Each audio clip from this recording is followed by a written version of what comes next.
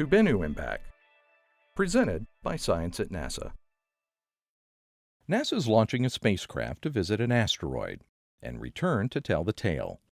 OSIRIS-REx is scheduled to blast off from Cape Canaveral on September 8, 2016 on a mission to orbit, map, and collect samples from the asteroid Bennu and return to Earth 7 years later. Discovered in 1999 by the NASA-funded Linear Asteroid Survey, Bennu measures about 1,650 feet across and weighs over 60 million tons. Imagine a boulder the height of the Empire State Building. That's about the size of Bennu. So why Bennu? Because the asteroid is interesting due to its size and composition, and it is accessible to be sampled.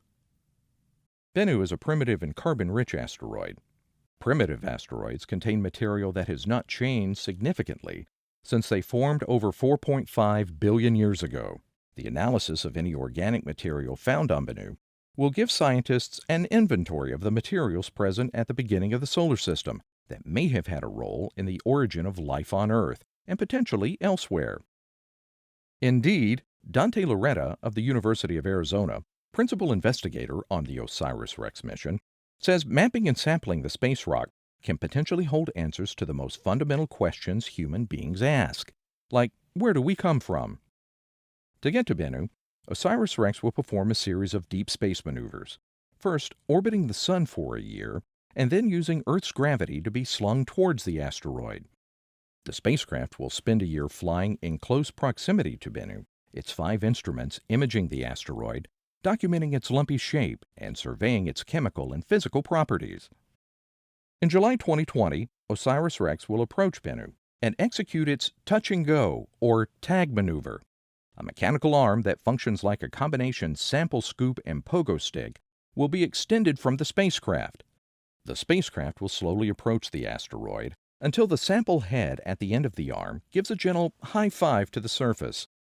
The maneuver may be executed up to 3 times, and OSIRIS-REx could leave Bennu with up to 4.4 pounds of sample material from the asteroid. Researchers will be keen to learn about Bennu for another reason. Bennu orbits the Sun between Venus and Mars, so it crosses Earth's orbit frequently and comes close to Earth every 6 years. In 2135, Bennu will make an especially close approach to Earth, just within the Moon's orbit. This will change Bennu's orbit, and it is more difficult to predict how much closer it may come to Earth after that close encounter. Loretta says we need to learn as much about Bennu as we can.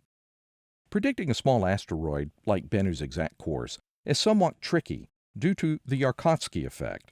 The dark asteroid absorbs sunlight and then gives it off as heat, which serves as a gentle thruster that gradually shifts its path.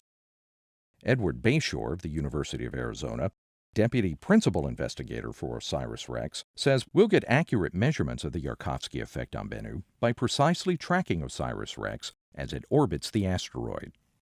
If all goes as planned, OSIRIS-REx will fire its main engines in March 2021 and begin its journey back to Earth.